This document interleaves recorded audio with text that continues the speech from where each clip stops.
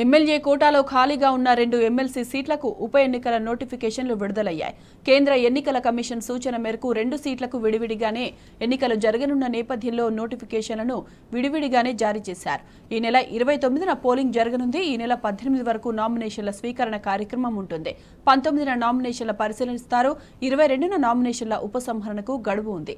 పోటీ చేసే అభ్యర్థిని 10 మంది ఎమ్మెల్యేలు ప్రతిపాదించాల్సి ఉంటుంది.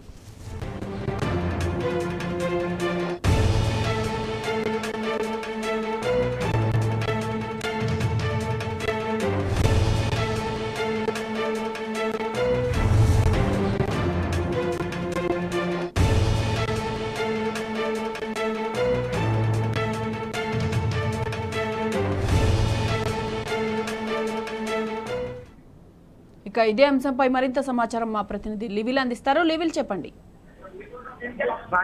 ఏదైతే ఎమ్మెల్యే కోట ఎమ్మెల్సీలకు సంబంధించి ఈ నెల 4వ తేదీన షెడ్యూల్ విడుదల చేసింది. ఏదైతే కడియం సీఆర్ కావచ్చు, ఇటు పాడి కౌశల్ రెడ్డి ఇద్దరు ఎమ్మెల్యే కోట ఎమ్మెల్సీలుగా గతంలో ఎన్నికయ్యారు. వారిద్దరు కూడా మొన్న జరిగిన సాధారణ అసెంబ్లీ ఎన్నికల్లో ఇద్దరు ఎమ్మెల్యేలు గెలుపొందిన నేపథ్యంలో అనివార్యంగా రాజీనామా చేయాల్సి ఉంటుంది. రాజీనామా ఈ నెల డిసెంబర్ నెల 9వ తేదీన వాళ్ళు రాజీనామా చేశారు. రాజీనామా ఆమోదం చేసిన అనంతరం 4th నాడు షెడ్యూల్ విడుదల చేసింది. షెడ్యూల్ విడుదల వాళ్ళ 2 ఎమ్మెల్సీలకు సంబంధించి వాళ్ళ నోటిఫికేషన్ ఇచ్చారు. ఈ నోటిఫికేషన్ సంబంధించి ఇచ్చారు. ఈ నెల ఇది నవంబర్ 30, 2027 వరకు కూడా ఈ ఎమ్మెల్సీ ఉప ఎన్నికలకు సంబంధించి వారికి ఇంకా టెన్యూర్ ఉంది. టెన్యూర్ సంబంధించి కూడా ఇప్పటికే చెప్పారు. లాస్ట్ ఏదైతే ఈ నామినేషన్ సంబంధించి ఇవాళ నుంచి నామినేషన్ స్వీకరిస్తారు. Last date of nomination 18th జనవరి ఉంటుంది.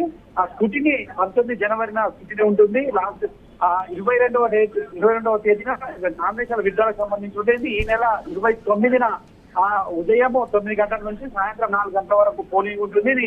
దీనికి ఆర్ఓగా అసెంబ్లీ సెక్రటరీ ఉంటారు. దీనికి ఈ ప్రక్రియ అంతా కూడా అసెంబ్లీ కమిటీ హాల్లోనే జరుగుతుంది. దీనికి ఎమ్మెల్యేలు తమ ఓటు హక్కు వినియోగించుకుంటారు. అయితే ఈ 2 ఎమ్మెల్యేలకు సంబంధించి ఇప్పటికీ కొంత గందరగోళం కూడా నెలకొంది. ఏదైతే ఈసీఐ కొత్త రూల్స్ తీసుకొచ్చింది. గతంలో ఒక ప్రియారిటీ బేస్ మీద ఓటు వేసేది, కానీ ఈసారి ఒకే పార్టీ చెందిన వారు ఇద్దరు వేరు ఓటు వేసే విధంగా కూడా ఈసారి నోటిఫికేషన్ జారీ చేసిన నేపథ్యంలో కొన్ని నిబంధనలు చేసింది. దీనికి సంబంధించి ఇంకొక సస్పెన్షన్ కొనసాగుతుంది. అయితే ఈ నోటిఫికేషన్ అయితే ఇవాళ కొద్దిసేపు నోటిఫికేషన్ జారీ అయిన నేపథ్యంలో ఇవాళ నామినేషన్ స్వీకరణ ఉంటుంది. ఇప్పటికీ ఎలా ముందుకు వెళ్తారనే దానిపైన కొంత ఇంకా సందిగ్ధత ఉందని చెప్పుకోవచ్చు. అయితే గతంలో ఎప్పుడు కూడా ఇలాంటిది కొనసాగలేదు. ఇంకా ప్రత్యేకంగా ఇలా రూల్స్ మార్చిన మినిటాక్స్ కూడా ఇప్పటికే బీఆర్ఎస్ పార్టీ సంబంధించిన మాజీ ఎంపీ వినోద్ కుమార్ కూడా ప్రశ్నించలేదు. ఇది అయితే ఇవాళ 29వ తేదీన ఉదయం 9 గంటలకు పోలింగ్ ప్రక్రియ ప్రారంభమై 4 గంటలకు ముగుస్తుంది. 5 గంటల నుంచి కౌంటింగ్ ఉంటుంది. అదే రోజు